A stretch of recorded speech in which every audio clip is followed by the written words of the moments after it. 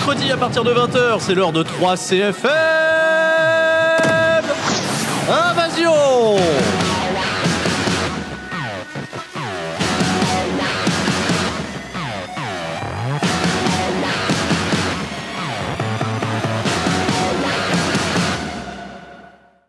Bonjour à toutes et à tous, c'est Sturi. On se retrouve pour le 6e épisode de 3CFM Invasion. Et on est parti avec ce bon vieux Flo que je salue. Comment vas-tu, mon bon vieux Flo ? Eh bien, bonjour, bonsoir. Je sais pas quand on est, mais à la diffusion, j'en sais rien. Voilà, exactement. Après, là, maintenant, les gens sont dans le rythme parce que au moment où c'est diffusé, vous avez un épisode tous les semaines. Je vous rappelle, sur YouTube, en avant-première pour les comptes sub à la chaîne, peut-être gratuitement bien plus tard sur la chaîne C'est ça le catch, en parallèle sur Spotify. J'espère pour vous le plus tôt possible. Eh bien, tout dépend de notre vitesse de production de cette série, je le rappelle, en 26 volets, 26 chapitres. Et nous revenons à 2. On avait accueilli Rabi la semaine dernière. C'est vrai. Ah voilà, c'était bien la revue d'Invasion, c'était bien marré. Oh oui, on s'est régalé. On s'est régalé comme d'hab. Et là, on prend la route de SummerSlam. Puis, on rage pas de la même façon quand on parle d'un truc qui est vieux de plusieurs années, donc c'est pas... C'est vrai. C'est pas la même rage qui nous anime parfois actuellement. C'est différent parce qu'on sait comment ça se termine et comment les dés vont être jetés à la fin, donc c'est un peu bizarre, en effet. Mais tu vois, il y a des trucs que je redécouvre et je ne sais pas comment ça se termine. Genre, là on aura l'occasion d'en reparler, je ne sais absolument plus au moment où on enregistre comment se termine l'angle de romance entre Jeff Hardy et Trish Stratus. Très bien, ah bah attends. J'ai hâte de voir la suite parce que là... Une raison de plus de continuer cette série, attention. Attends, mais voilà, on se garde en haleine. Il y a pas mal de trucs aussi qui m'échappent, donc c'est bien dans le revisionnage de revoir un petit peu comment les éléments s'entrebriquent dans cette fameuse guerre de l'Alliance. Ça y est, les mots vont être dits. L'Alliance. Pour la première fois, on va parler d'Alliance. ECW, WCW. Pas beaucoup d'actualité pour lancer cet épisode, mon bon Flo, parce que ce qui intéresse le plus les dirt sheets à l'époque, c'est cette fameuse information autour de la ECW. Et on a tout dit, voilà, lors de l'invasion et de l'épisode d'avant. Donc, pour l'instant, il y a un sursis. Et WWF peut utiliser sans problème la marque ECW jusqu'à une date butoir, on sait, rachat 2003, etc. Bref, de ce côté-là, tout est clean. Si tu veux que je te parle d'un autre petit truc, avant de se lancer pleinement dans la première review de Monday Night Raw le 23 juillet 2001, il y a 2 émissions, tu le sais, en parallèle de Raw et de SmackDown qui sont diffusées à la télévision. Et ces émissions en question sont nulles autres que WWF Hit. Alors, ça tombe bien, cette semaine, il n'y a pas eu d'épisode. Apparemment, c'était un condensé de ce qui s'était passé à Invasion. Et il y a eu Jacked. Et en fait, tous les gens qu'on voit pas en ce moment, ils ont tous des matchs là-bas. Genre, je découvre très bêtement qu'un mec comme Chaz, je pensais qu'il avait été viré. C'était Chaz et D'Lo Brown, vous vous souvenez, qui faisait les pseudos indiens avec Tiger Jeet Singh. Tiger Ali Singh, pardon, parce que Jeet, c'était le papa. Avec Tiger, il n'y a plus rien en fait. Maintenant il fait Chaz, il attend, il job et il repart. Et pareil, il y a des mecs qui sont en développement, tout ça, qui viennent faire une pige ou deux et qui repartent. Mais par exemple, si vous vouliez savoir ce que devient R-Truth, K-Quick à l'époque, mais il catch à Jacked et il perd contre Billy Kidman. Voilà, il fait rien de très très intéressant. À coup, il a encore 2-3 matchs. J'ai pas encore eu les informations s'il y a des licenciements qui arrivent prochainement, parce que comme je l'avais dit, Steve Blackman, d'un seul, on le voit plus. Et je sais pas dire exactement quand est-ce qu'il est licencié pour le moment. Il faut savoir aussi une chose, ils ont donné à Hit, alors je pense pas que c'est cette semaine-là, je crois que c'est la semaine prochaine, le fameux Rob Van Dam Jerry Lynn qui était peut-être attendu par tout le monde, parce que c'est vrai que Jerry Lynn, ancienne figure de la ECW et WWF, il a été signé, mais il est à Hit et il sera, je pense, jamais utilisé pendant l'invasion. Il reste même du côté de WWF d'ailleurs. Voilà. Donc des petites informations comme ça, on teste des mecs. Il y a Mark Jindrak également qu'on n'a pas encore vu catcher pour le moment, qui est du côté de Hit. Kaientai, Takami Shinoku et Funaki, pareil, c'est Hit, c'est Jacked. C'est les émissions très très secondaires. Et un regret également, c'est Crash Holly. Crash Holly, depuis qu'il a perdu contre Jacqueline, très très peu utilisé, voire pas du tout dans ce grand angle d'invasion. Et en même temps, plus de workers, un des rapports que j'ai lu d'ailleurs, c'est que là, WWF a sous contrat 160 talents. En comptant tous les gens qui sont en développement du côté d'Ohio Valley Wrestling. Et c'est énorme, en fait. Là, aujourd'hui, bon, les chiffres paraissent peut-être pas aussi impressionnants. Parce qu'aujourd'hui, on sait, WWF, le roster, les gens sous contrat entre NXT, les NXT UK, tous les branches de développement, tout ça, il y a des fois plus de 200 talents qui sont sous l'égide de la compagnie. Là, 160, c'est un truc immense, en fait, pour l'époque. C'est incroyable. Et dorment déjà, tu vois, du côté d'Ohio Valley Wrestling, des noms comme John Cena, qui est The Prototype, Randy Orton, Brock Lesnar, qui a démarré en 2000. Brock Lesnar qui donne des interviews, d'ailleurs, parce qu'il est très surveillé, Brock Lesnar, et il explique déjà aux médias que le catch, c'est très, très, très compliqué, bien plus qu'il le pensait, alors qu'il vient, tu vois, des championnats universitaires qu'il a remportés, c'est un truc de fou. Et c'est déjà, quand tu lis les premières newsletters de Dave Meltzer, c'est déjà un prospect qui est très très surveillé à l'époque, Brock Lesnar. Ça tombe bien parce que nous, on n'en parlera pas. Parce qu'il n'est pas là du tout pendant l'invasion, il arrive un peu plus tard. Il aura des dark matchs justement à Raw, à Heat, à partir, je pense, du mois d'octobre. Et il prendra une tournée également avec WWF, où il perdra notamment contre Lance Storm ou Chris Kanyon. Voilà. Bon. C'est tout ce que j'ai à dire. J'ai découvert un truc incroyable d'ailleurs, c'est un dark match à Heat où Spike Dudley et Taz, qui seront champions par équipe au début de l'année 2022, vont battre l'équipe de Brock Lesnar et de Léviathan, qui est nul autre que Batista. Ah, belle victoire. Oh là là. Belle victoire. On oublie souvent le palmarès incroyable de Taz et de Spike Dudley. Ce run de champion par équipe, dont on reparlera pas non plus dans cette série, parce que ça arrive un peu après. Voilà. Oh, en tout cas, les médias spécialisés ont le nez creux. Ça, oui. D'imaginer Brock Lesnar comme une future grosse star, je pense que et ça bien joué. Dave Meltzer, il attend beaucoup plus de Rico Constantino. Il est à fond sur Rico Constantino, qui deviendra pas la grosse star comme il l'espérait, mais bon, voilà, ce bon vieux Rico peut se tromper. Il y a plein de gens comme ça. On s'est dit, lui, grosse star. Finalement, pas trop. Et d'autres, on n'avait pas beaucoup d'attentes, mais oh là là, ça marche bien. Voilà. On est parti, si tu le veux bien, épisode de Monday Night Raw, post pay-per-view Invasion. On est précisément à Buffalo, New York, et un rating, si je peux me permettre, de 5.4, soit 7 millions de téléspectateurs. C'est la consternation. Austin a une nouvelle fois trahi les fans. Trahi le peuple. Ouais. Gros clip, on nous remontre évidemment les faits saillants de l'invasion. Les faits saillants, ouais, tout à fait. Gros clip, et on insiste bien sur le fait qu'on a été tous choqués. Stone Cold Steve Austin qui a rejoint les envahisseurs. Eh bien, on espère qu'on pourra répondre à la question pourquoi t'as fait ça. Mais en attendant, on va se mettre l'eau à la bouche avec le programme de la soirée, Undertaker contre Rhino. Oula. Et on aura aussi Torrie Wilson contre Trish Stratus dans un combat de la fessée. Ils ont appelé ça comment ? Un spanking match. Ouais. Là, pour l'instant, on n'a pas d'informations. On ne sait pas qu'est-ce qu'il faut faire. Parce que spanking, oui, c'est ça, c'est la fessée. Ouais, le combat de la fessée. Voilà. Écoute, on va découvrir. On découvrira.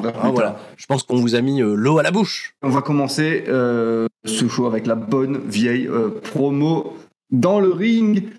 Voici les leaders de l'invasion. Donc, Shane, Steph, Paul Heyman et Austin avec une nouvelle musique d'entrée, évidemment. Une musique d'entrée qu'ils n'a utilisée qu'une seule fois. Ils sont revenus à l'ancienne, là, le fameux...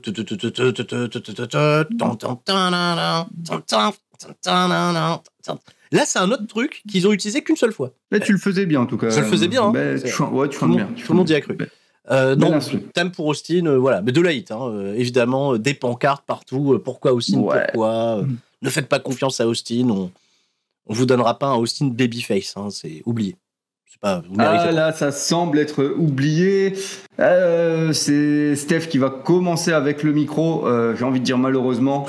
Elle n'en veut pas aux fans pour leur colère. Elle sait que la pilule est difficile à avaler. L'Alliance a dominé WWF. Nous sommes le futur. WWF va mourir lentement devant vos yeux. Des mots durs. Ouais, même elle n'y croit pas. Elle a du mal. Bon, c'est pas grave, ça va venir. Ensuite, Paul Heyman, beaucoup plus convaincant. Voilà, on vous l'avait dit, la branche numéro 1 de ce business, c'est l'Alliance.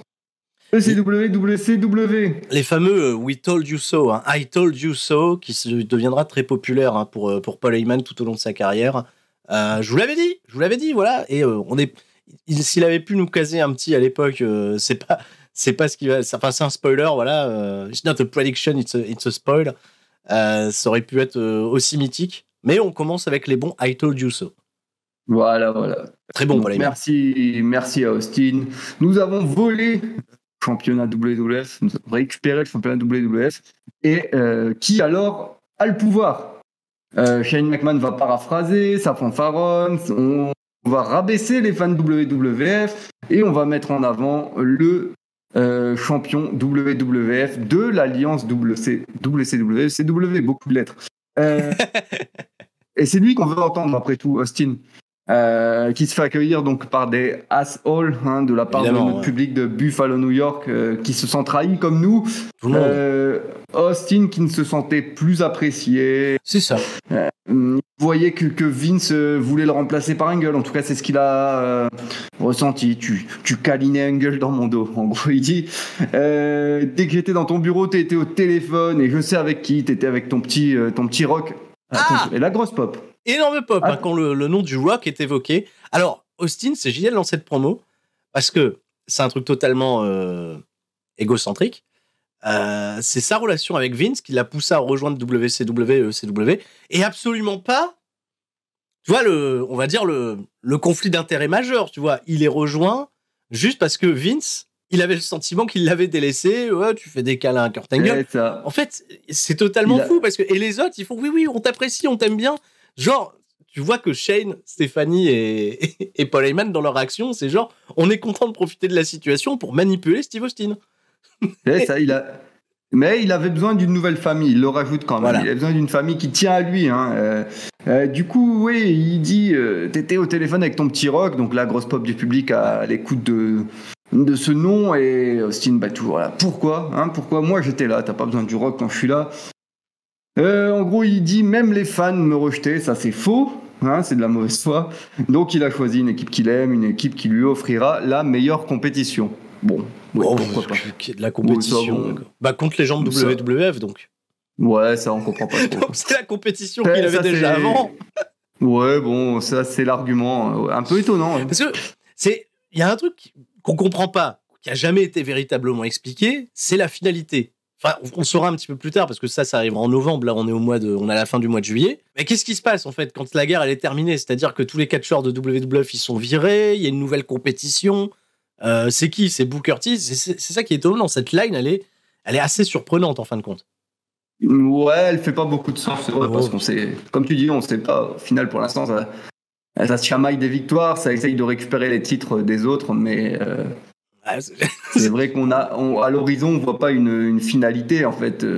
Steph nous a dit la WWF va mourir lentement, mais comment, pourquoi, on sait pas. Donc. Pareil en fait, Invasion, c'était vraiment les bragging rights, c'est genre on a gagné une bataille, est-ce que la guerre se terminait? C'est-à-dire que la manière dont aussi le pay-per-view nous a été présenté, Invasion, on savait pas si c'était une finalité ou pas. Dans les sentiments, tu vois, d'Invasion, etc., des trucs arrangés entre deux grosses brands au sein d'une promotion, on avait assisté il y a quelques années auparavant du côté de WCW au fameux NWO Sold Out, où c'était en effet WCW contre NWO. NWO gagne, et je me souviens de ces épisodes où tu vois les mecs de la NWO, ici tous les pancartes, tous les trucs à l'effigie de WCW, tout est rebaptisé NWO, Nick Patrick, les arbitres, etc., ils sont tous floqués NWO, et tout le show change en fait, en quelque sorte. Ce qui n'avait pas apporté véritablement, tu vois, de grands succès derrière pour les audiences, etc. Au contraire, ça avait même fait un petit flop, le fait que tout soit rebaptisé NWO. Mais là, avec l'invasion, t'as le générique comme avant, il y a quand même un mec à la régie, tu vois, qui a gardé son emploi, qui lance la musique des mecs. Enfin voilà, tu vois, on se dit, bon, t'as gagné, ok, Austin, il est devant votre camp, mais grosso modo, la WWF, elle a pas l'air très menacée. Tout va bien. En parlant de la WWF, c'est Angle qui va venir évidemment interrompre Austin. Il va s'arrêter sur la rampe, pas le temps de placer un mot, et Austin va directement l'insulter, se moquer de lui en veut. Kurt, il écoute religieusement sur la rampe. Et Austin, il continue. Ouais, t'as peur de Stone Cold, regarde-toi, fils de machin. T'as perdu, c'est toi qui a perdu pour la WWF. Ouais, voilà. C'est toi qui prends le pin à la fin.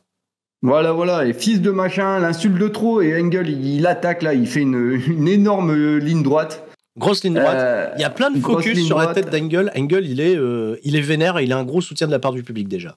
Ah, grave, là, oui, grave, ça prend bien. Là, c'est le top babyface par défaut, mais quand même, ça marche. Ouais.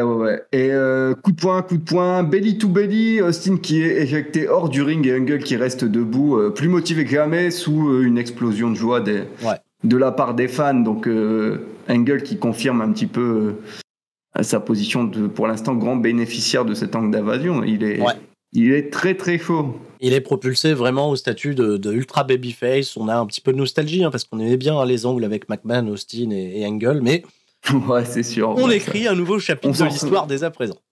On s'en serait sans doute lassé un jour ou l'autre, mais on aura des bons petits angles quand même un peu rigolos. Je pense. Ouais, on verra plus tard. Un autre bénéficiaire de cet angle d'invasion, qui est côté Alliance cette fois-ci, Rob Van Dam, qui célèbre avec les boys, avec ses collègues champions hardcore. Et ce soir, je me fais Matt Hardy. Du coup, titre hardcore en jeu, Rob Van Dam contre Matt Hardy pour ouvrir le show. Le petit angle justement où il dit voilà, je suis chaud, etc. Tu sais, il y a une espèce d'ambiance d'euphorie du côté dans le vestiaire ECW, mais un peu contenu. T'as les mecs qui sont là. Parce que c'est vrai que quand tu regardes le clan ECW au sein de l'Alliance, quand tu regardes le vestiaire, tu vois Justin Credible, tu vois Raven, tu vois Tommy Dreamer, tu vois Taz. C'est un petit peu les losers pour le moment dans le clan. Rhino, c'est encore un cas un peu à part. Il n'y a pas les Dudleys, mais bon, tu fais OK. Mike Awesome aussi. Ils n'ont pas gagné grand-chose.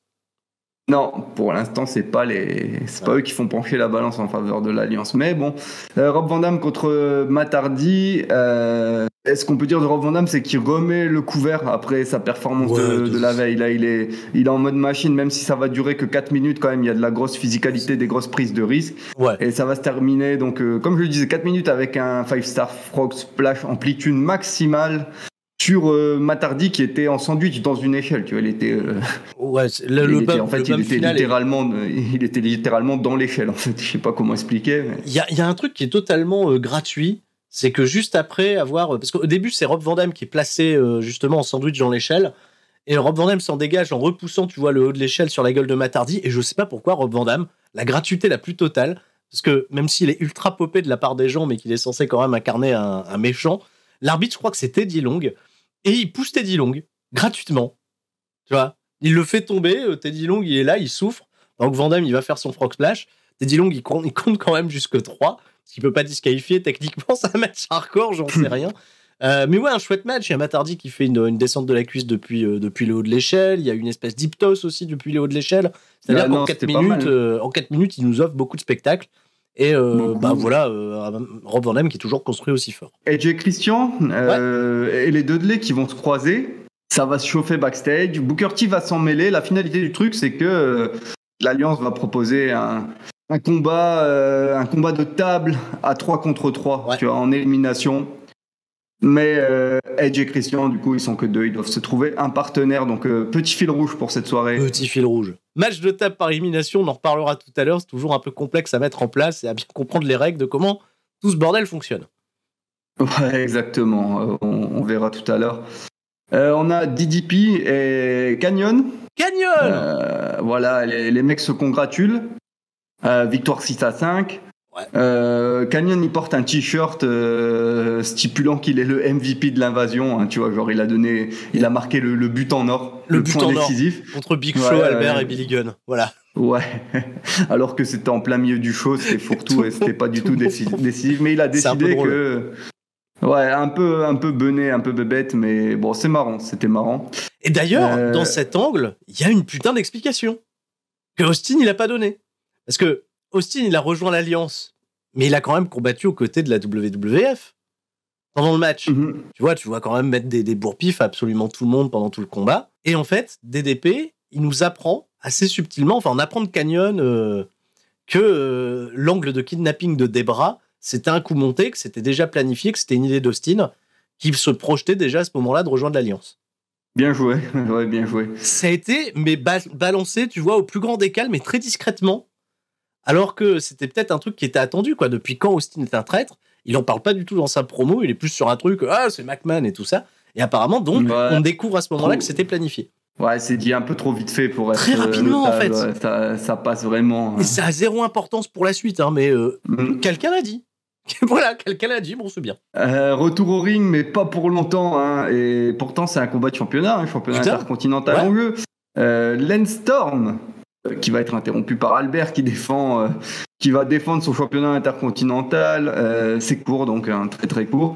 Toujours honnête avec Storm, ça reste agréable. Oui. C'est précis, c'est technique et ça frappe fort, hein, ça cogne. Lance Storm. Et les mecs, on leur a donné 2 minutes. Le match, il fait 1 minute 57 pour être précis selon Cage Match. Mais pendant, on va dire, la minute 30 où il y a de l'action, avant qu'il y ait un finish de merde qui se pointe, c'est excellent dans le ring. Ça bouge super bien. Il va remporter ce combat grâce à des interventions de Mike Awesome et Humorus. Bon, voilà quoi. Attends, il y a Mike Awesome qui arrive le premier. Donc l'arbitre qui est d'ailleurs Nick Patrick. Alors, tu vois, là aussi, tu vois, dans l'espèce de... On recherche une cohérence où il n'y en a pas. C'est Nick Patrick qui arbitre le match de championnat intercontinental. C'est un peu n'importe quoi. Mais il y a un bordel incroyable parce qu'il arrive, il y a Humorus qui arrive par derrière qui met un coup de ceinture à Albert. Et ça se termine, victoire de Lance Storm et une bagarre générale à 1000. Ils sont 60 000 à tous débarquer de l'Alliance. Ah, mais ça, c'est le grand problème de WWF sur ces derniers épisodes, ça arrive trop tard. Voilà, ils regardent le show avec 20 secondes, ils sont en streaming, ils regardent avec 20 secondes de décalage. Donc ils n'arrivent pas à stopper les actions, ils arrivent toujours après coup. Mais genre, il y a tout le monde, hein. Je crois il y a Kayentai qui est là, enfin je sais plus, il y a Scotty Tuotti, Hardcore Holly, il y a tout le monde.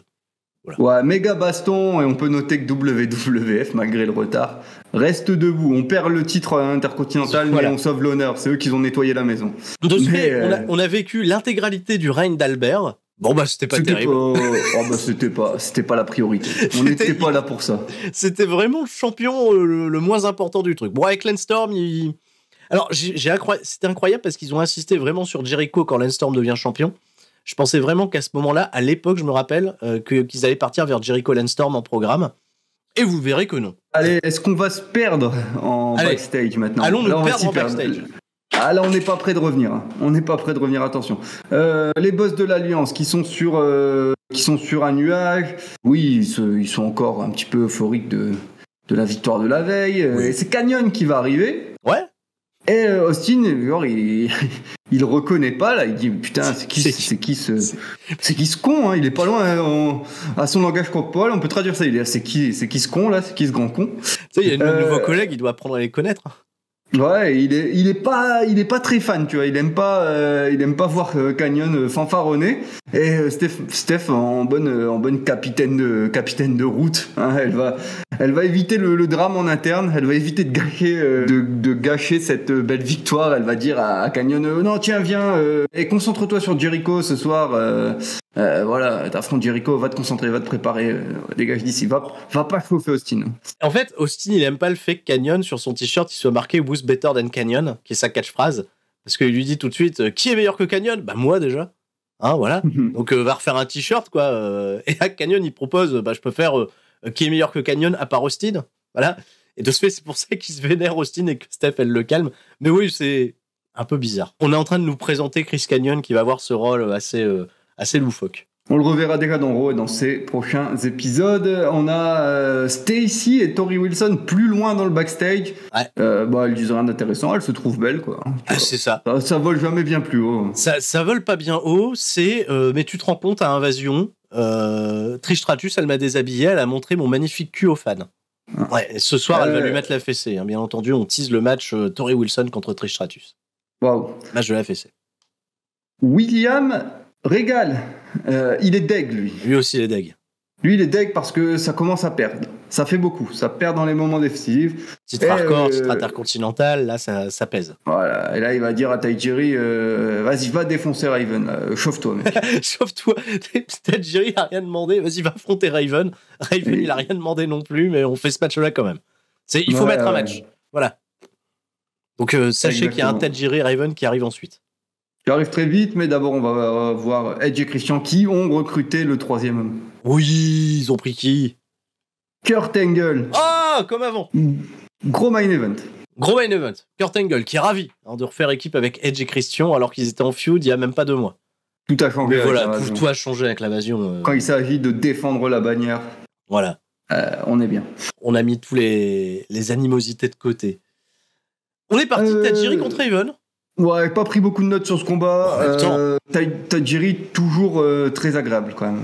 Tajiri, il est agréable. Raven, c'est ce que Rabi disait encore la semaine dernière. Hein. Raven, il est dans le run le plus insignifiant de sa vie.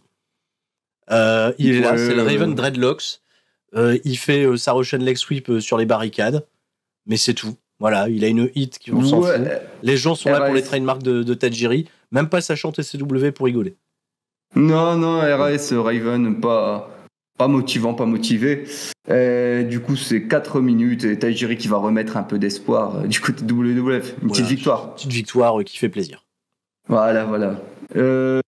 Heyman Paul Heyman, backstage, qui motive Rhino, et c'est bien filmé, je sais pas, c'est bien foutu. C'est bizarre, parce que t'as Paul Heyman qui doit être assis, je pense, sur sa chaise à l'envers, là, comme il fait d'habitude. Rhino, de ce fait, qui paraît plus grand.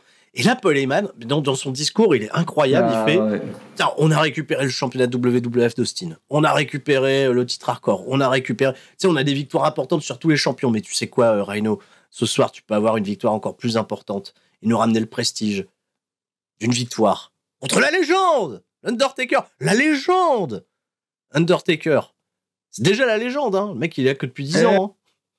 Hein. C'est la légende. Très bon Heyman. Très bon Excellent. Heyman, très bien. Il lui dit, vas-y, tu vas y aller, gore. Et Rhino, il se motive. Et de ce fait, t'as envie de voir le match. On en reparlera plus tard. Attends. Faudra être bien attentif. Ça va pas durer longtemps. Je pense aussi. On va rigoler un peu. On reste en backstage. On rigole. Il y a APA, là, les gros durs. Hein, les durs à cuire. Ils viennent féliciter Kurt Angle. Qui a une grosse paire de balls, là. Il va face à l'Alliance tout seul. Là, gamin, t'es un des nôtres. Vas-y, bois une petite 33 Export, bois une petite patte, t'es avec nous. Et Angle, c'est un peu la première bière de sa vie, tu vois. Il est pas confiant, là, il boit, il trempe les lèvres. Et en fait, il prend goût, il aime bien. Et il descend toute la canette vraiment très rapidement. Et du coup, on a un gros damn pour finir le segment. C'est dommage qu'il n'y a pas eu de suite véritablement à ça. J'aurais bien voulu voir Angle arriver de manière bourrée au ring, ou j'en sais rien.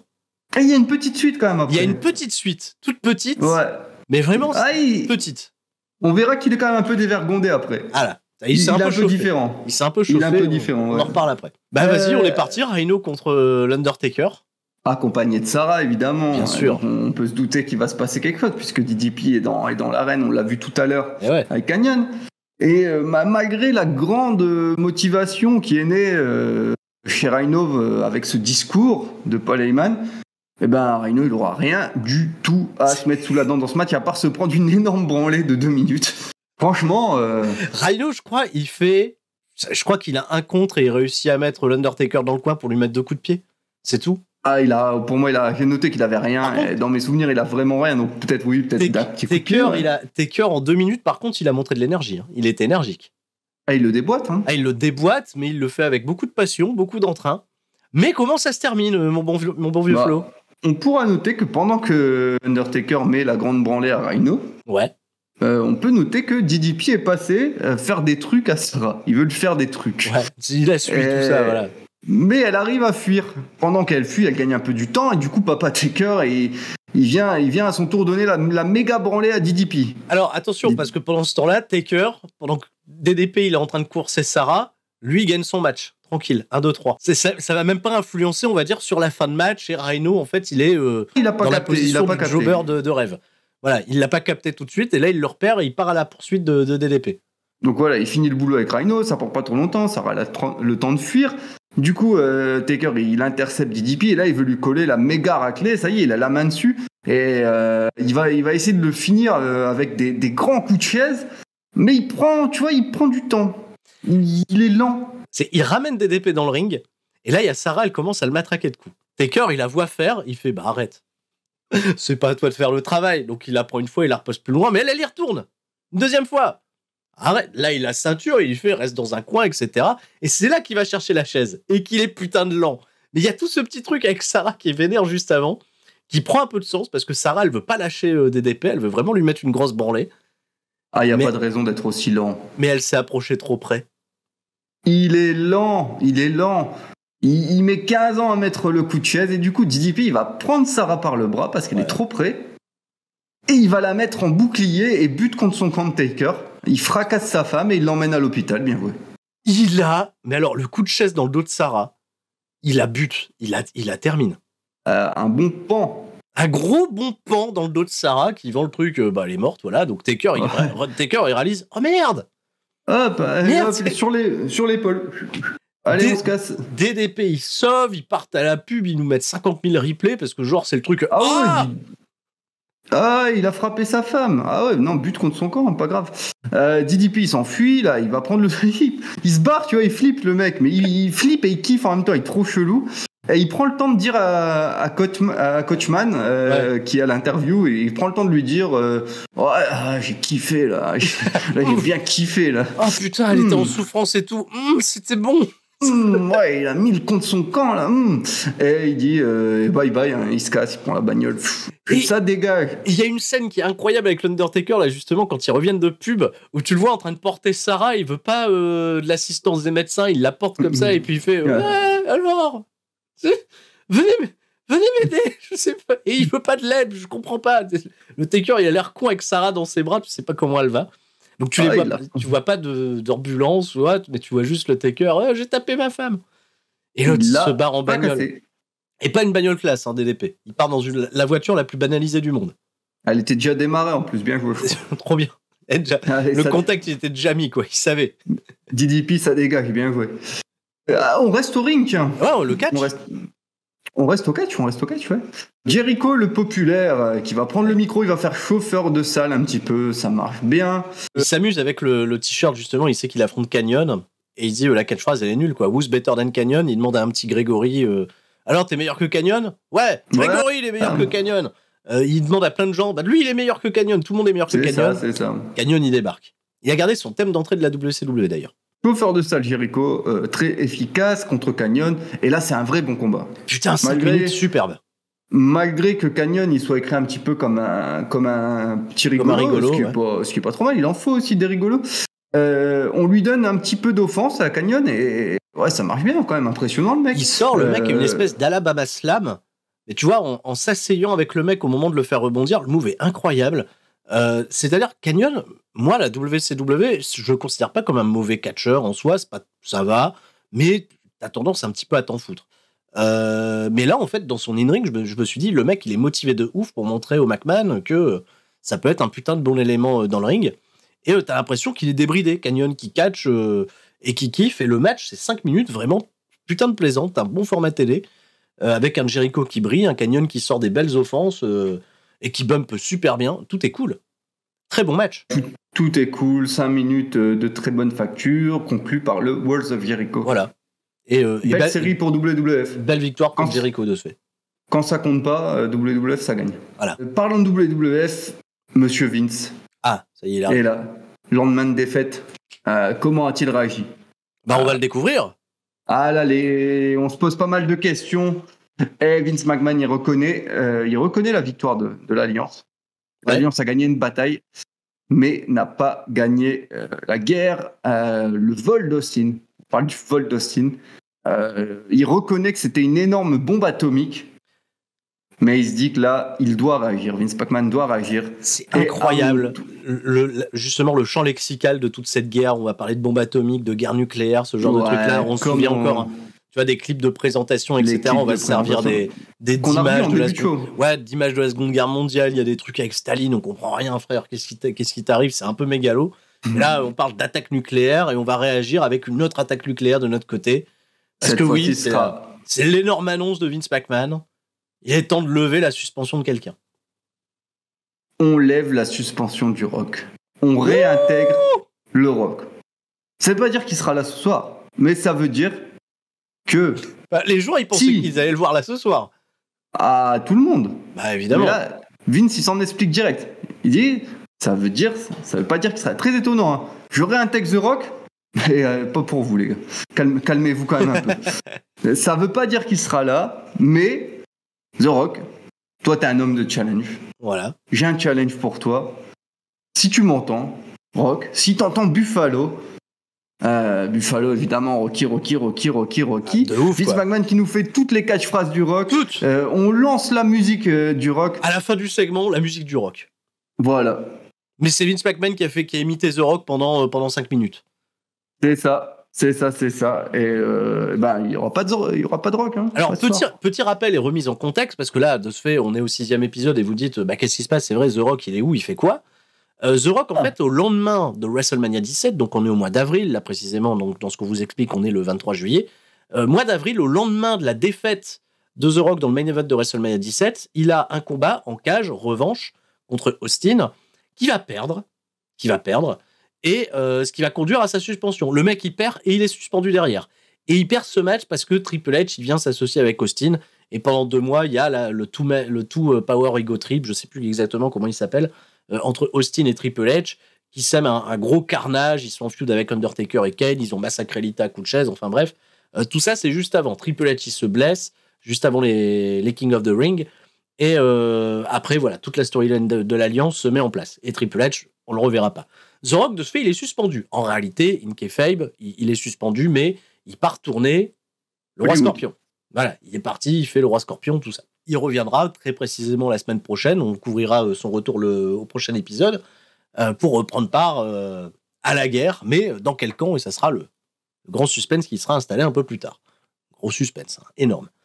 Donc voilà, promo de Vince. Et Vince, clairement, maintenant, babyface. Hein. On est d'accord, il n'y a plus de problèmes conjugaux, etc.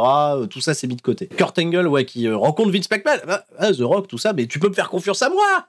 Attention, alors, à la première interaction qu'ils ont, là, dès qu'ils se croisent, Vince, il dit, t'as bu ou quoi? Tu sens l'alcool. Ouais, t'es bourré ou quoi? Ouais, Kurt Angle, il veut toujours être leader. Il lui dit, vous avez besoin d'un leader? Je suis un leader, vous avez besoin de moi, vous avez besoin de l'homme aux 3i, etc. Bref, il pose son CV, là, il dit, moi, je suis là, tu vois, moi j'ai une paire. Et Vince lui dit, ouais, t'as peut-être raison. Moi, je suis un homme qui prend plus en compte les actes que les paroles, tu vois. Ouais. Les actes comptent plus que les paroles. Et là, Angle, il est tout dévergondé, là, il va prendre Vince par le col et il va le coller contre le mur. Et il lui dit, tiens, tu veux de l'action?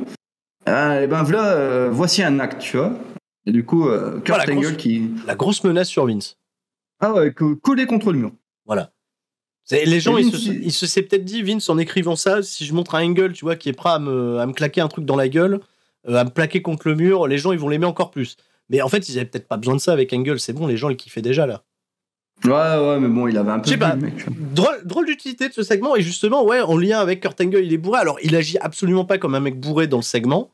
Ils font juste référence à ça. C'est un peu étrange, mais bon, voilà, c'est pour montrer que c'est un nouveau Kurt Angle, grosso merdo. Après, Vince kiffe un peu, tu vois, il est toi un peu, genre ça c'est bon pour mon équipe, tu vois, d'avoir un mec un peu... Je veux des mecs comme ça.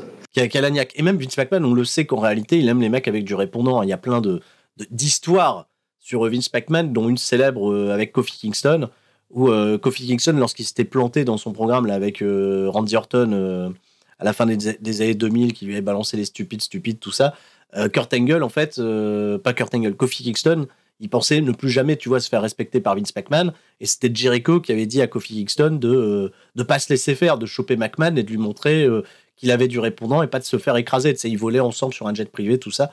Et à la sortie du jet privé, Kofi Kingston, il avait pris son courage à 2 mains et il avait été chopé Vince McMahon, tu vois, bien sec, etc. Je crois qu'il s'était bagarré, il l'avait foutu à terre et tout. Et Vince McMahon, de ce fait, il a reconsidéré Kofi Kingston. C'est-à-dire que c'est un mec un peu chelou, hein, Vince McMahon. C'est le muscle, tu vois, faut lui rentrer dedans. Il a toujours été comme ça.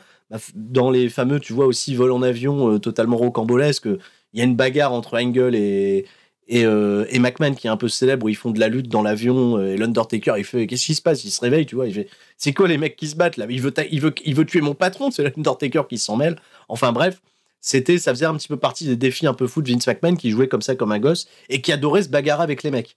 Voilà. Et si un mec, tu vois, était bon à la bagarre face à lui, tu sais, il aimait encore plus, quoi. C'est très bizarre. Parce que demain, toi, on va te dire à ton patron, faut aller le choper, le plaquer contre un mur, t'as un procès, t'as quoi que ce soit, quoi. Vince McMahon, lui, il est dans un monde à part.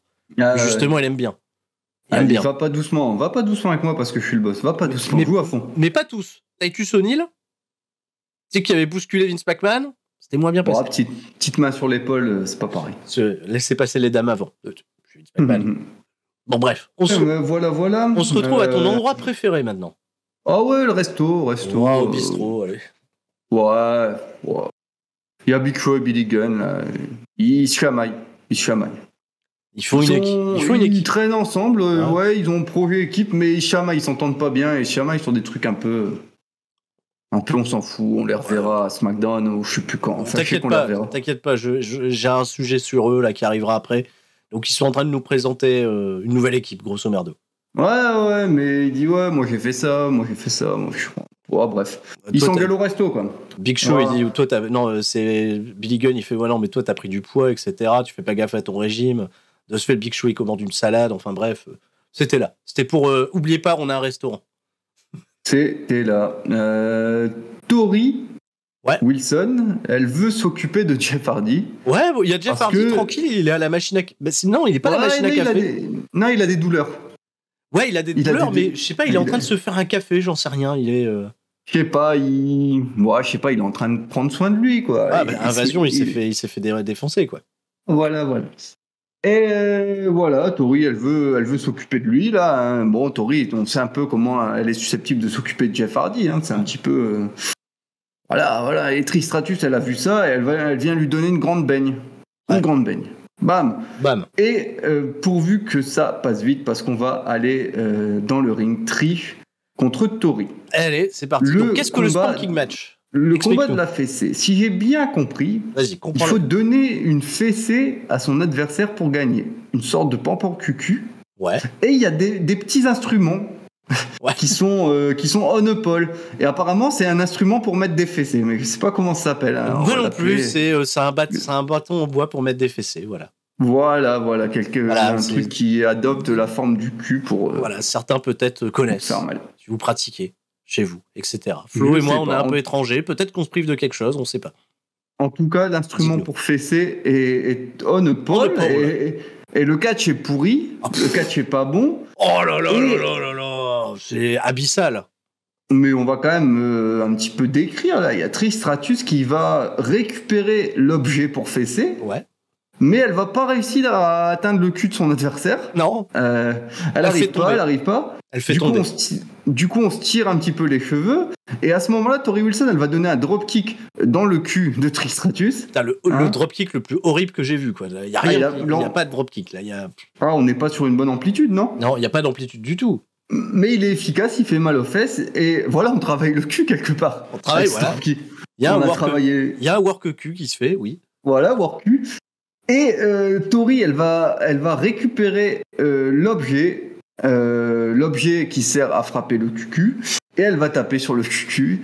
Du coup, c'est terminé en 2-26. Gagné, voilà. Elle a mis la fessée. Bon, voilà. On s'attendait à rien, on a quand même été déçus. Merci les filles. Merci, grand moment.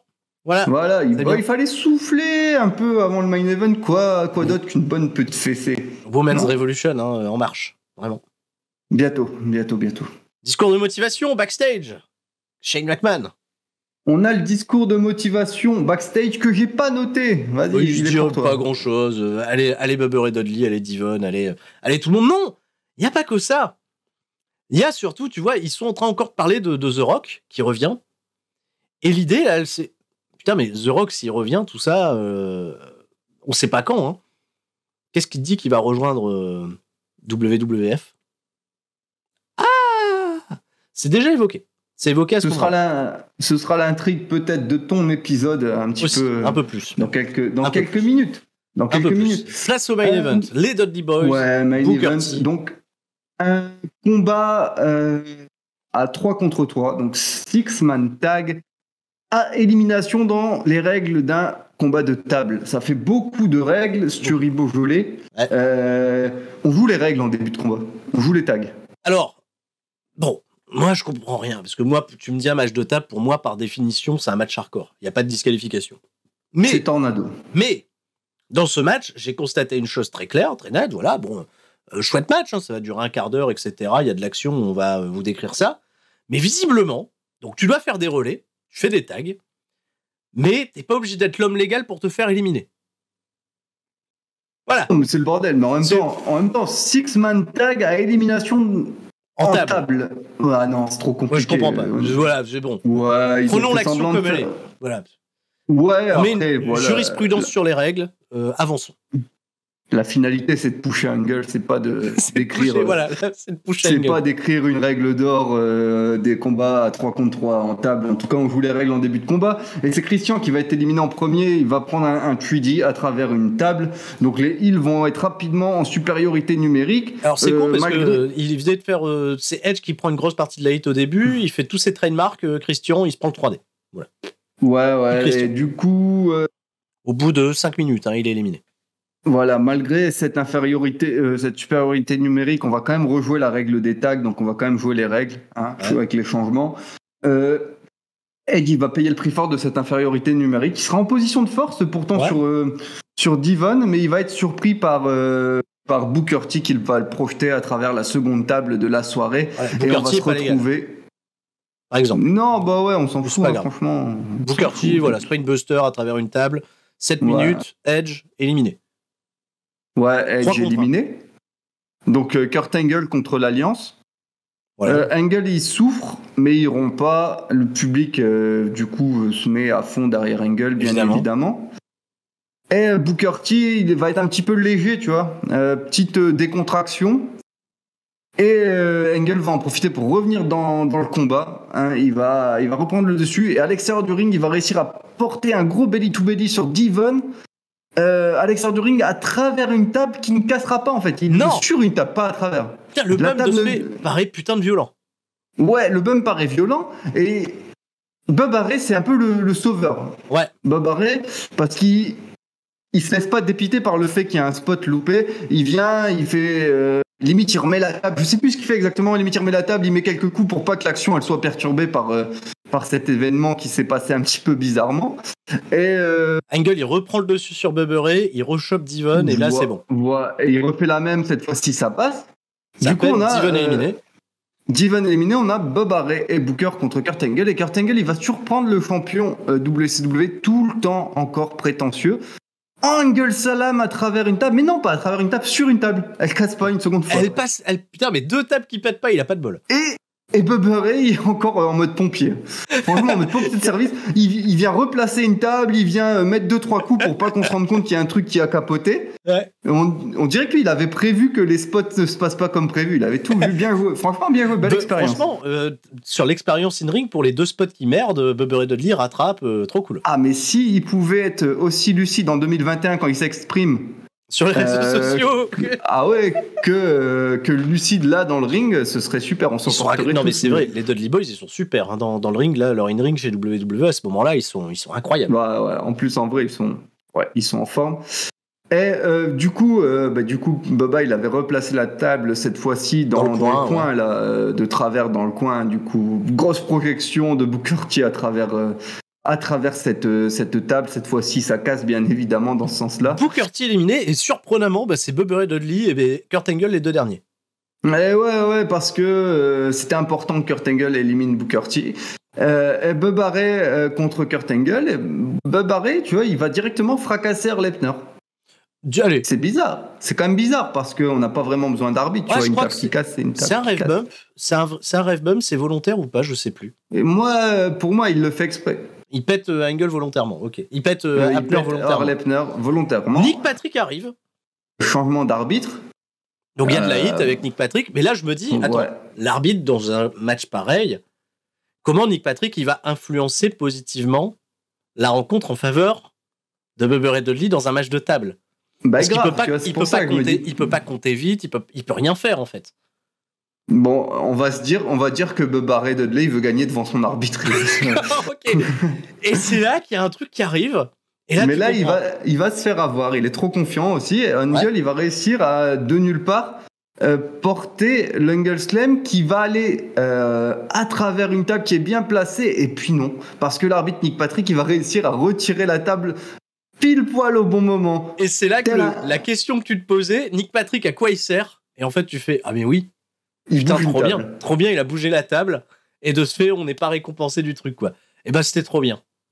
Ouais. Angle, il va donc aller fracasser Nick Patrick jusqu'à l'extérieur du ring. Grand plaisir. Ankle lock sur la table des commentateurs, les gens sont fous. Là, il va le bloquer dans l'ankle lock sur la table des commentateurs. Tout le monde est hyper heureux. Mais Angle, il a enlevé son focus de ce pourquoi il est là. Il est focus sur fracasser un arbitre et non sur gagner son combat. Et c'est le traître Austin qui vient faire pencher la balance en la faveur de l'Alliance. Il va attaquer Kurt Angle pendant l'Angle Lock, donc à l'extérieur du ring. Il va le remettre au ring. Donc Austin remet Angle au ring. Le stunner, et ce stunner, c'est une vraie passe décisive pour Bubba Ray Dudley qui va faire son méga powerbomb sur Angle. Cette fois-ci, à travers une table. Victoire de Bubba Ray Dudley. C'est une victoire pour Bubba Ray Dudley. Bien sûr, WWF, ils sont en streaming, donc ils voient les images que 20 secondes plus tard. Et ils arrivent une nouvelle fois ils ont bien une en retard. latence. Ils ont la latence. Ils arrivent en retard. Le mal est déjà fait. Alors, là, c'est très bizarre parce que Bubba Ray Dudley, je sais pas si t'as fait gaffe à ça, il porte sa powerbomb. Direct à la WWF qui débarque. Donc il se sauve avec Austin. Mais, tu sais, il n'y a aucun arbitre pour officialiser la victoire de Bubba Ray. Mais ce combat, il faut pas chercher à comprendre.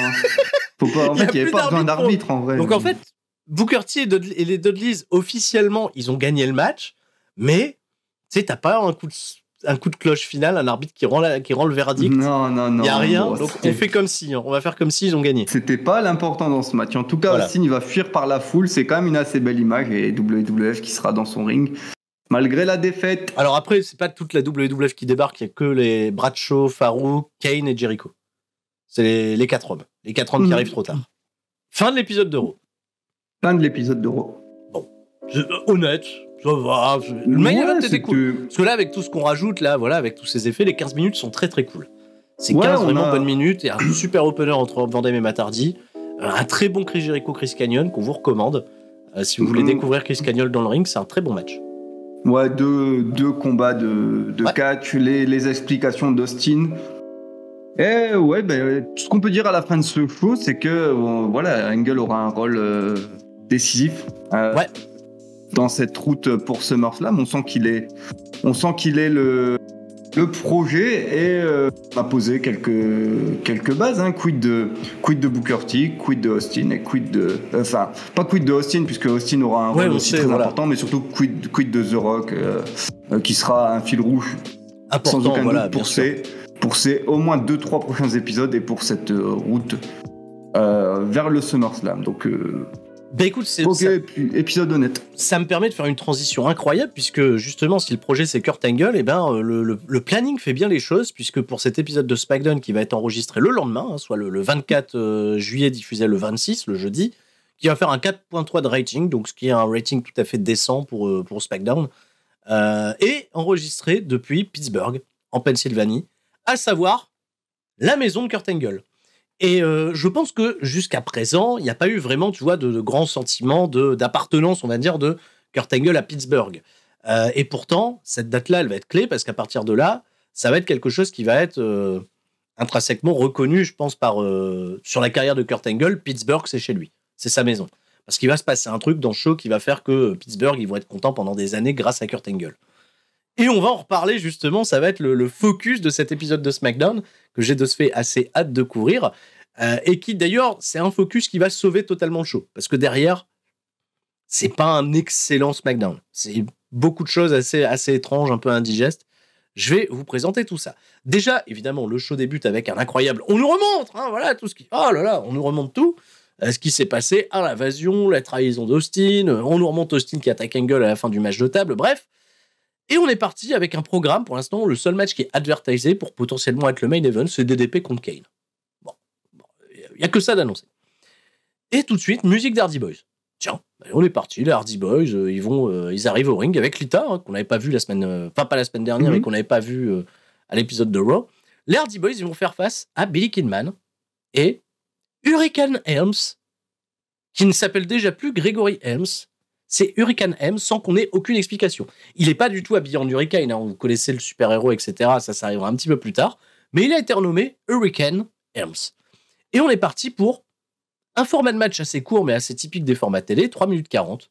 De là, très, très bonne action, comme vous en doutez. Avec, évidemment, tu vois, un Greg Helms qui connaît très, très bien les Hardy Boys, vu qu'ils viennent tous du même endroit, les fameuses fédérations de trampoline, etc., Omega, tout ça. Donc il est un petit peu content de retrouver tout le monde et dans le ring ça se passe très très bien.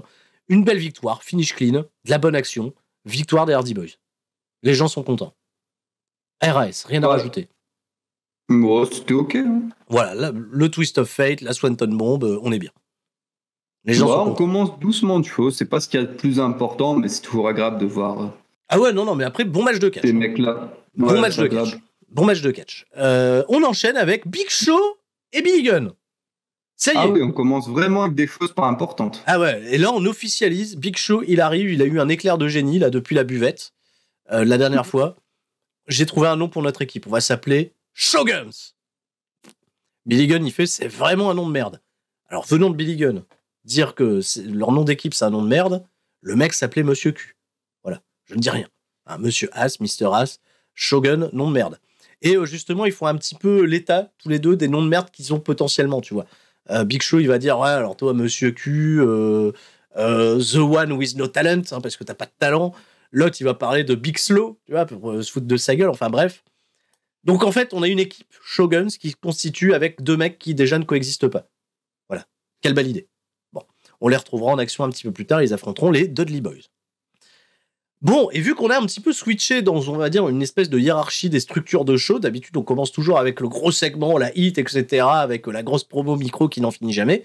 Là on a switché, mais elle arrive tout de suite, puisque Stephanie McMahon, Shane McMahon et Paul Heyman font leur entrée au ring. Je soulève un point, mon bon vieux Flo, un point qui sera important et qui sera un fil rouge important pendant tout le reste de cette invasion. Malheureusement, je suis tenu d'en parler, j'aurais préféré ne pas en parler, mais vu que ça va devenir un point que tu vas devoir aborder toi-même dans les Raw Recap dans les semaines à venir, il faut qu'on parle donc de l'augmentation mammaire de Stephanie McMahon. Ah oui. On peut pas y couper, mais j'ai vraiment eu l'impression que c'était parti. En l'espace de 24 heures, quelque chose a changé. Ah oui, bon. Écoute, bon, voilà.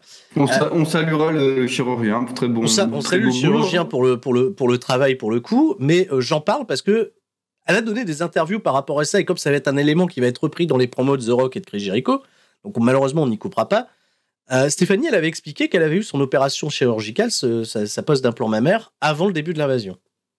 Mais quand elle arrive au début de l'invasion, elle arrive comme avant. Pas beaucoup de changements. Mais là, putain, cet épisode de SmackDown, je me suis dit, il y a un truc. Il s'est passé quelque chose. J'en parle maintenant, comme ça j'ai posé le petit élément, le petit grain, et vous ne m'en voudrez pas d'en avoir parlé, je l'espère en tout cas, pour la simple et bonne raison que ça sera utilisé de manière surabusive par beaucoup de gens dans les semaines à venir. Mais là, pour l'instant, ça passe un peu inaperçu. Il n'y a pas de référence à ça, on va dire. Donc Stephanie McMahon... pardon. C'est pas... ça n'a pas été amené... C'est nous qui l'amenons. Je l'amène avant. Je vous prépare. On vous prépare. Que là, pour l'instant, on ne cherche pas à particulièrement le mettre en valeur, on ne cherche pas à charrier là. Tu vois, je crois que c'est quoi? C'est petit pull violet, on n'est pas... Ouais, petit pull violet, un peu moulant, mais un relief qui n'est pas le même. Voilà, on voit que ça a changé, mais on n'est pas là... le but de la production, c'est pas de dire « Ah tiens, regardez !» Non, c'est pour l'instant, rien de tout ça. Nous, on a vu, parce que... ça se voit, mais c'est du jour au lendemain, c'est ça qui est incroyable. Ouais, non, bon boulot. Moi, je connais pas. Moi, je sais pas comment ça se passe une implantation mammaire. Jamais fait non plus. T'as à l'arrêt, etc. Ou combien de temps ça prend. On sait pas, mais on l'a vu il y a au début de l'Alliance, donc il y a 3 semaines. Il y a 3 semaines, à l'épisode numéro 3, quand elle débarque dans sa petite robe rose, elle porte pas de soutien-gorge. Il y a pas de refonte. Bref, refonte. C'est pas pareil. Là, il y a refonte. On a refait. On respecte, pas de souci. Elle accueille tous les champions de l'Alliance, les uns après les autres. Ouais, j'aimerais un tonnerre d'applaudissements pour Sean O'Haire et Chuck Palumbo. C'est les mecs qui font, on va faire une entrée. On catche pas ce soir, mais on fait une entrée. Avec les ceintures, etc. Billy Kidman, champion cruiserweight. Merci Billy Kidman. Il vient de faire un match. Il vient de perdre. Ouais, il vient de perdre, mais on applaudit. Billy Kidman, champion cruiserweight, incroyable. Rob Van Dam, champion WWF, grosse pop pour Rob Van Dam évidemment. Lance Storm qui a pris le championnat intercontinental. Booker T, lui qui a le titre des États-Unis et le championnat du monde. Et d'ailleurs, on annonce officiellement que le titre des États-Unis va être remis à quelqu'un qui mérite, et visiblement, c'est Canyon. Wow. Canyon, il se fait remettre la ceinture des États-Unis que Booker T portait jusqu'à présent. Booker T lui fait un petit bisou, il lui dit vas-y, je suis fier de toi. Et Canyon, il est en pleurs. Plus beau jour de sa vie, il est le nouveau champion des États-Unis. Bon, ok. C'était marrant. C'est un peu rigolo.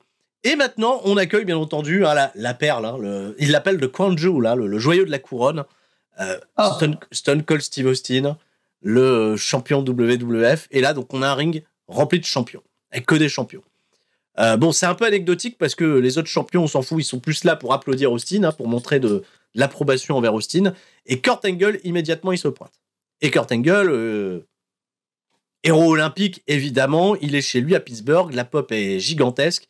Et il va quand même insister, parce que quand il va dire ses premiers mots, il va parler de Pittsburgh en disant que je suis chez moi à Pittsburgh. Je crois qu'il y a 50% du public quand même qui réalise « Putain, mais il est chez nous !» Donc la pop, elle s'intensifie encore plus. C'est incroyable. Putain, il est chez nous, génial. Kurt Angle, en plus, il est chez nous, super. Et il va affronter Austin. Austin, il lui dit d'accord, mais pas maintenant. Austin, il dit pas non, mais pas maintenant, voilà. Puis il se fout de la gueule d'Angle également, parce qu'il a perdu la semaine dernière. Mais il est prêt, tu vois, quand même à donner un truc à Angle. Il dit ce soir, tu vas pas m'affronter moi pour mon titre, mais tu vas affronter. Et là, regarde autour de lui, il y a que des champions. Et ben, tu vas affronter Booker T pour le titre. Booker T, il dit merde, je voulais pas l'affronter, moi. Si, tu vas l'affronter. Souviens-toi, il t'a passé à travers une table la semaine dernière. Je pense que tu as des envies de revanche. Tu vas défendre ton titre contre. Austin, il fait les matchs contre Angle. Bon. Donc ce soir, on apprend dans le main event Kurt Angle contre Booker T pour le championnat WCW. La promo, elle est là juste pour mettre en valeur, encore une fois, on le disait tout à l'heure, Kurt Angle, de manière propre, voilà, parce qu'il est méga over. Les comportements, enfin, on va commencer un petit peu à découvrir une nouvelle relation qui va avoir de l'importance, je pense, pour les semaines à venir, et même qui va en avoir, c'est sûr, entre Austin et Booker T, qui va être assez intéressante, parce que finalement, ce Austin Booker T qui nous a été un petit peu teasé et promis au début de la storyline de l'Alliance, eh ben, figurez-vous qu'on l'aura jamais pendant la storyline, parce qu'ils sont dans le même camp. Donc voilà, Austin Angle, il est prêt à foutre le bordel. Les gens sont hyper heureux. Austin, il sait pas trop où se positionner. Booker T, il voulait pas défendre son titre, mais il a pas le choix. Petit segment qui a pris du temps quand même. Sur le papier. Backstage, si tu le veux bien, mon bon Flo, on retrouve William Regal et Tajiri. Ah ouais, toujours, moi. Je veux toujours les retrouver. C'est trop marrant. Toujours, ils sont très très rapidement interrompus dans leur discussion par Chris Kanyon, le nouveau champion des États-Unis. Il n'est pas très content de le voir, William Regal, dans son bureau. Et ils ont trouvé un truc pour se foutre de la gueule de Kanyon encore plus, c'est apparemment le mec Zozote. Et ils vont lui demander de répéter une phrase style les chaussettes de l'archiduchesse, même moi je galère, sont-elles sèches, etc. Et il n'arrive pas, enfin voilà. Et donc, t'as Tajiri qui se fout de sa gueule, tout le monde se fout de la gueule de tout le monde. T'es le champion des États-Unis, tu veux défendre ton titre? Là, tu fais, mais non, je viens juste de l'avoir. Et ben, match tag ce soir. Regal, visiblement, il a le pouvoir d'organiser des matchs. Pourquoi il n'impose pas à Kanyon, tu vois, de défendre son titre des États-Unis contre Tajiri, par exemple? Et il voulait pas, il a dit non. Il a dit non, donc de ce fait, ok, très bien. Ce soir, on fait un match tag, Jericho et Tajiri contre Chris Kanyon, qui choisit comme partenaire Rob Van Dam. Bon, bah on l'aura plus tard. Bon. Ben retour au ring, parce que c'est pas tout de suite, on a un autre match par équipe avant, les Dudley Boys vont battre Billy Gunn et Big Show, donc Shoguns, hein, ils sont présentés comme Shoguns, en 3 minutes 28. D'après toi, comment ça se termine, mon bon Flo? Victoire des Dudleys par... Après la traditionnelle... Après la... La Misco. Ah, il y a Misco? Oui, je me souvenais plus. Il y a Misco, il y a Grosse... Je me souvenais plus. Il y a Misco, évidemment, parce que Billy Gunn, dès le début du match, lui, il se fait dominer par les Dudleys. Il fait le relais, il fait un Fame-Master, tout ça, ça se repasse pas trop mal, et il fait le relais à Big Show. Big Show, il fout le bordel. Je crois qu'il y a un low blow quand même dans le dos de l'arbitre de la part de Bubber et Dudley sur Billy Gunn. On protège un peu. Corde à linge du Big Show sans faire exprès sur Billy Gunn. Big Show, il est envoyé à l'extérieur du ring par les Dudleys. Derrière le 3D, victoire des Dudleys, qui accumule pas mal de momentum, hein, cela dit. Solide, les Dudleys. Les Dudleys, très solides, et Big Show et Billy Gunn, officiellement sous le nom Shoguns, perdent leur combat. Bravo à eux. Et là, WWF, ils annoncent Next, t'as un visuel et tout. La suspension du Rock est levée. Et ils partent à la pub. Je pense que les gens chez eux, ils se sont dit, oh putain, The Rock, il revient maintenant. ça fait depuis le Raw précédent qu'ils jouent avec ça. Donc même, je pense que même avant l'épisode, ils se disent, ah ouais, il y a moyen que The Rock soit SmackDown, on verra. Et là, franchement, il l'annonce, t'as visuel, à SmackDown, la suspension du Rock est levée. Retour de la pub. T'as Jim Ross et Michael Cole qui expliquent. Mais en fait, dans The Rock, il revient à Raw la semaine prochaine. Et là, il nous diffuse un long clip qui reprend, tu vois, tout le discours de McMahon de l'épisode de Raw où je lève la suspension de The Rock, c'est entrecoupé d'images de The Rock, etc. Assez cool pour hyper les gens, justement, le Rock de retour lundi à Raw qu'on vous couvrira, bien entendu, dans le prochain épisode. Donc là, évidemment, Austin, Booker T, tout ça, ils assistent à ça. Et là, il y a un peu plus, tu vois, l'idée The Rock, il faut qu'on le prenne chez nous. C'est pas dit qu'ils reviennent pour WWF. Il faut le convaincre. Ouais. On aura les arguments de l'autre camp. Ouais. On va avoir les arguments de l'autre camp. Faut qu'on trouve une solution. Et ça se concerte. D'ailleurs, Debra, ça y est, elle est dans le backstage là avec tout le monde. Là, Debra, c'est triste parce qu'on l'aimait bien en fait pendant tout le premier run jusqu'à Invasion. Là, elle sert à rien. Ouais, on a eu une petite semaine sans Debra, mais sans la Debra qu'on aime. Retour en force la semaine prochaine quand même.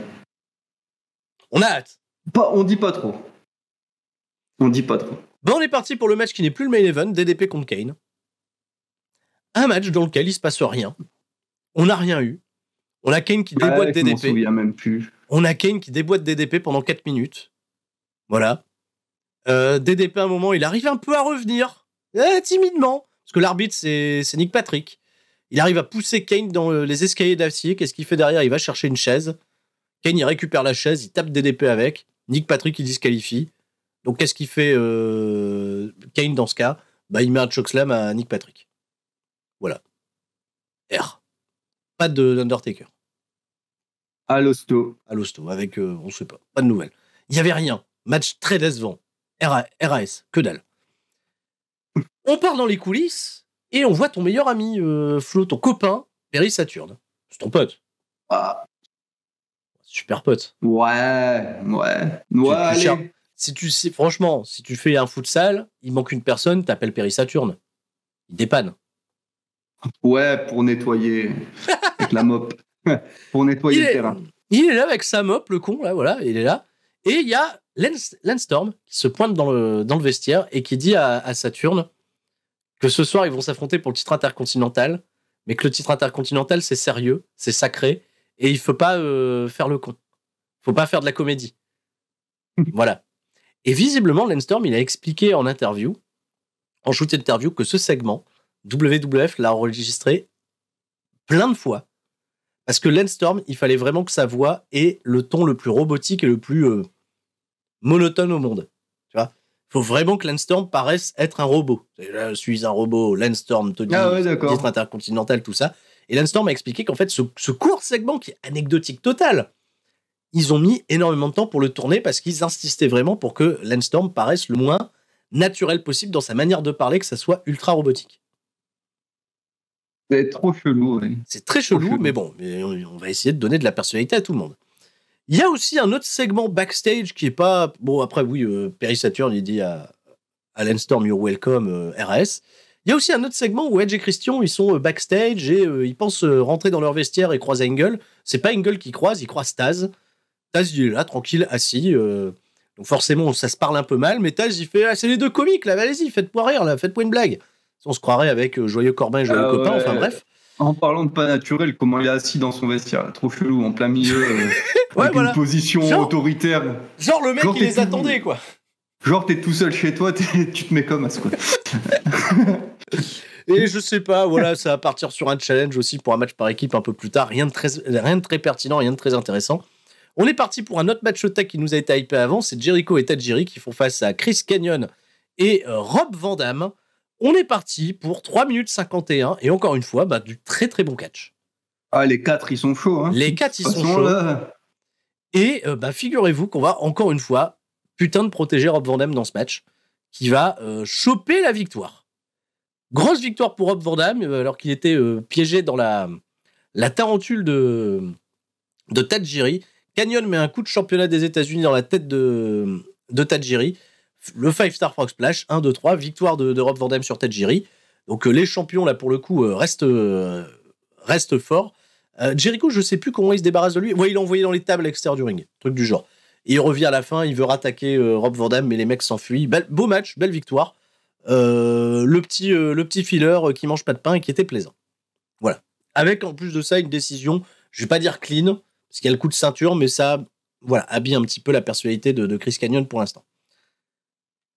C'est le drame, Flo. Perry Saturn, il cherche sa mop, il la trouve plus. Aïe, aïe. Elle est où ma mop? Où est-ce que vous avez mis ma mop? Il cherche sa mop, il est là. Où est-ce que vous voulez? Il retourne tout, il est dans un local, etc. Et là, sa mop, elle apparaît, et qui tient sa mop, c'est Terry Reynolds. À un moment, Perry, t'es trop con. Qu'est-ce que tu choisis, ta mop ou moi? Bah, il prend sa mop. Elle lui dit, bah, t'es vraiment trop con, et elle se barre. Bon. Qu'est-ce que tu veux que je te dise?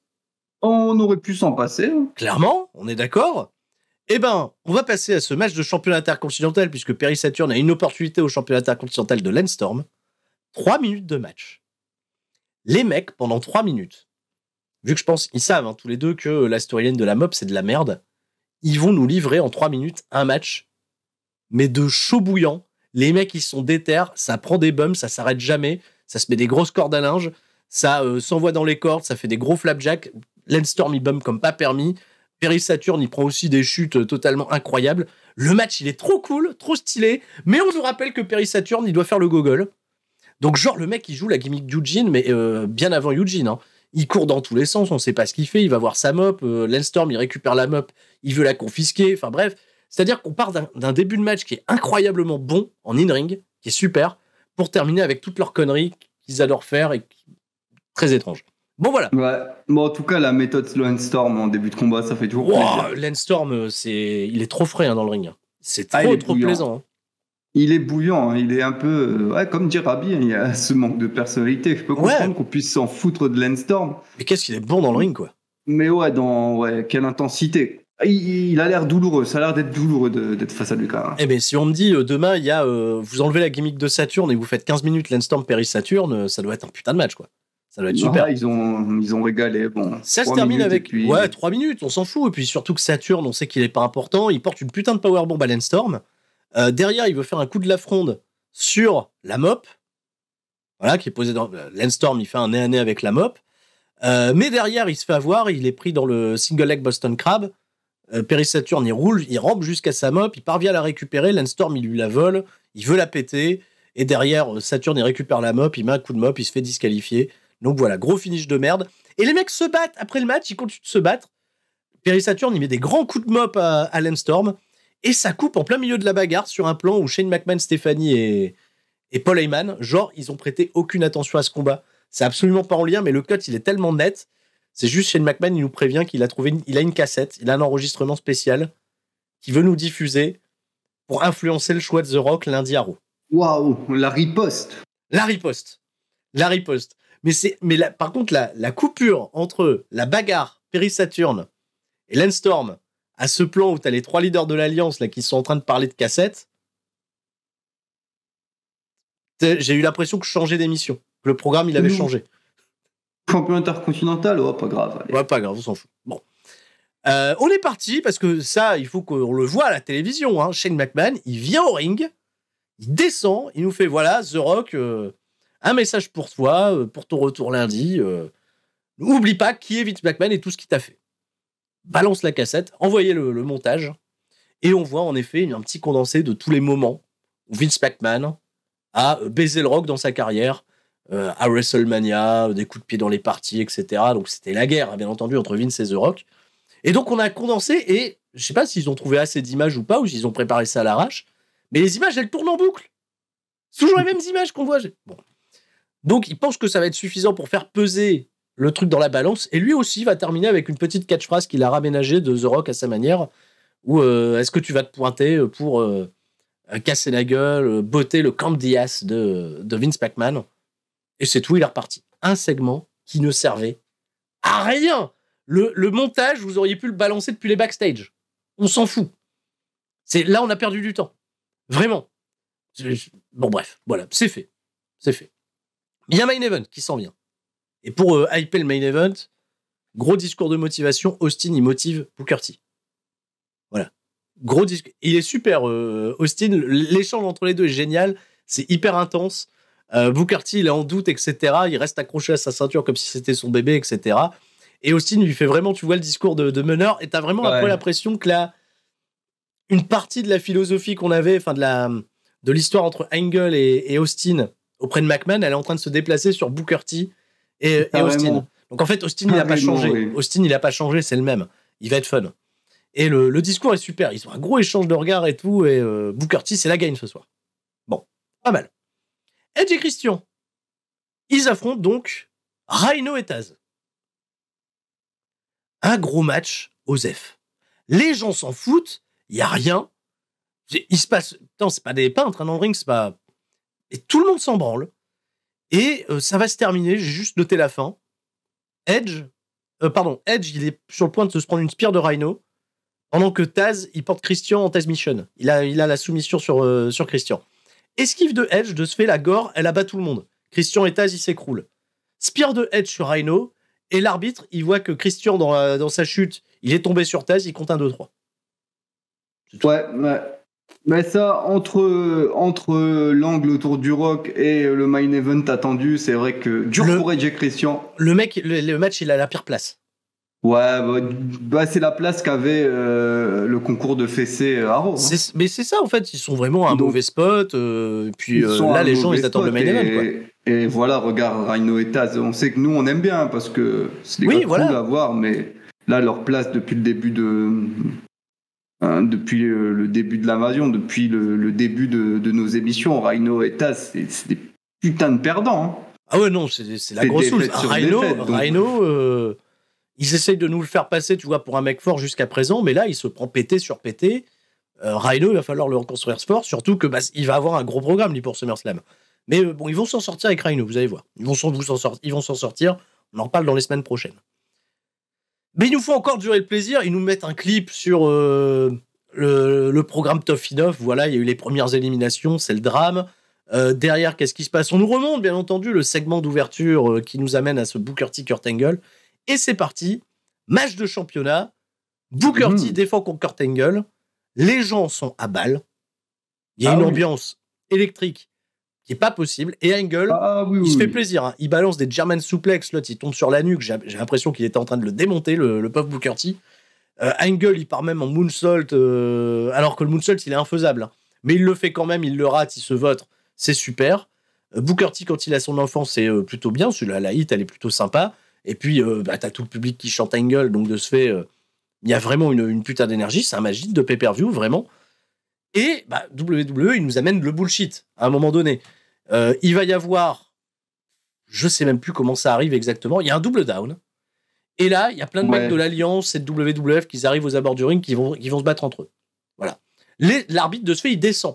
Et il y a plein d'arbitres qui sécurisent, tu vois, pour que personne rentre dans le ring. Mais ils sécurisent que sur un front. Donc de l'autre côté, qu'est-ce qui se passe ?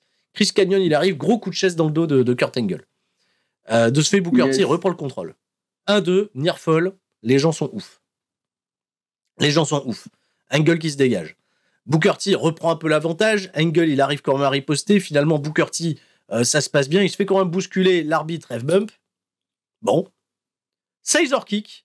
Esquivé. Angle, il esquive le coup de pied en ciseaux. Il fait l'angle slam. Il est en ankle lock. Il peut gagner, mais il n'y a plus d'arbitre. Austin débarque. Austin, il trace. Stunner sur Angle. Les gens sont dégoûtés. Parce que là, on nous laisse vraiment croire qu'il va y avoir l'arbitre n'a pas vu, etc. Tous les codes sont réunis, tu vois, pour dire Angle, il se fait baiser à la fin. Yes. Booker T, il y a ce visage, tu vois, parce que Austin vient de l'aider, il vient de sortir du ring, il fait, voilà, t'as plus qu'à finir le travail. Booker T, il jubile un peu trop. Sourire sur la gueule, il prend son temps, il fait un spinner Rooney. Il est un peu trop sûr de lui, il voit pas Angle. Ankle lock. Spinner Rooney, ouais. Ankle lock, il lui pète la cheville. Booker T l'abandonne immédiatement. Austin, il a même pas le temps de se retourner, tu vois, pour voir Booker T l'a merdé. Et l'arbitre, tu sais pas trop. J'ai eu peur, en fait. Moi, j'ai eu peur au Dusty Finish. Parce que Orlapner, en fait, il se réveille, il voit Booker T taper, mais il le voit à peine qu'il est déjà tourné vers la cloche pour faire sonner. Je pensais qu'il allait demander la disqualification. Et qu'on allait avoir un Dusty Finish, que tout le monde pense que Angle a gagné, mais qu'on lui donne pas le titre. Yes. Qu'on le laisse à Booker T, et finalement, non. Le payoff, il est super. Angle, il est champion. Il a la ceinture. Les gens, c'est incroyable. Pittsburgh, ils ont trouvé leur héros. Voilà, bien avant Britt Baker des années plus tard. C'était fou. Explosion terrible. Ça se termine avec la gueule de Austin qui est décomposée. Merde, qu'est-ce qui se passe ? On a merdé de ouf. Booker T, c'est un gros naze. Hein, c'est putain de bien foutu. Et je te dis, j'ai vraiment cru au Dusty Finish à la fin. Les nearfalls, elles sont ouf. Elles sont géniales. Le dénouement final avec Austin qui est en train de rentrer en mode c'est gagné, là, comme tu as bien expliqué, c'était trop bien fait. Tous les timings là, c'est vraiment exceptionnel. Pourtant, il y a un paquet d'overbooking. Oui, mais on s'en fout, ils le font bien, ça aussi. Mais là, ils le font bien. Là, c'était vraiment OK avec les gens qui sont restés hyper concernés. Il n'y a pas un moment où les gens ils ont fait c'est de la merde. Ça nous intéresse plus. Les gens, quand ça tournait en la défaveur d'Angle, tu sentais une grosse empathie se dégager du public, et quand ça revenait en sa faveur, c'était des explosions de voix. C'est ce qu'on aime dans le cas. Tu l'as quand même, c'était un main event vraiment cool. Après, quick du résultat et de ce qui se passera les semaines suivantes, on verra. On va prendre les semaines les unes après les autres, évidemment. Voilà, on va parler du run d'Angle. Là, en tout cas, si tu regardes juste le show de catch comme ça, t'avais envie d'être dans la salle. Purée, t'avais envie de dire, c'est incroyable. Carrément, les gens à Pittsburgh, ils sont ouf. Le show est pas top. Hein. Le show, globalement, je te dis, il y a ce bon match, Chris Canyon, Rob Van Dam, Chris Jericho, Ted Giri au milieu. Il y a Hardy Boys contre Billy Kidman, Hurricane Helms pour ouvrir. Le reste, c'est Osef. Le reste, c'est pas terrible. C'est faible, c'est long, et franchement, Kurt Angle, il sauve la mise. Et puis là, ça y est, quoi. Pour le pari, il est réussi. Kurt Angle, c'est le top babyface. Mais bon, il y a The Rock qui revient lundi, et on en reparlera justement la semaine prochaine. Bon, est-ce que The Rock, on devait le faire revenir ou pas tout de suite? Est-ce qu'il fallait pas essayer de tenter un truc avec un meilleur spotlight pour Angle? Quoique, ça va pas le tuer. Ça va pas tuer Angle pour autant. Après, c'est SummerSlam, hein, c'est quand même... On met plusieurs grosses affiches. De toute façon, à l'époque, si t'as The Rock disponible, je pense que la question, elle se pose même pas. Tu vois. Oui, puis là, ils en ont besoin là pour... voilà. Donc, ils en ont besoin pour vendre justement des tickets, vendre SummerSlam à fond la caisse. Pardon. Et puis, bien entendu, continuer de faire augmenter les ratings parce que la semaine prochaine, on vous annonce déjà que ça va être... Je pense que c'est le plus gros rating de toute cette période d'invasion. L'épisode de Raw avec le retour de The Rock. Pas étonnant. J'ai pas anticipé sur combien ils font, mais ils font un rating de ouf. Ils font un rating de ouf. Je crois que c'est un 5.7. Là, ils ont fait un 5.4 cette semaine. Là, je pense qu'ils font un 5.7. C'est 7 millions et demi de téléspectateurs. De malade. On en reparle la semaine prochaine. Merci mon bon Flo. Ça t'a plu, SmackDown? Ça va? Eh bien, merci à toi. SmackDown m'a un peu moins plu, crois, mais le dénouement final est quand même super fun. Super satisfaisant. Vivement la suite des événements. On en reparle très très bientôt. Merci à toi en tout cas. Et on se donne rendez-vous pour l'épisode numéro 7, le retour de The Rock, c'est la semaine prochaine. On vous fait des gros bisous à tous, tout le monde reste fort. C'était 3 c'est Infâme Invasion. Flo Esturi sur Bye Bye.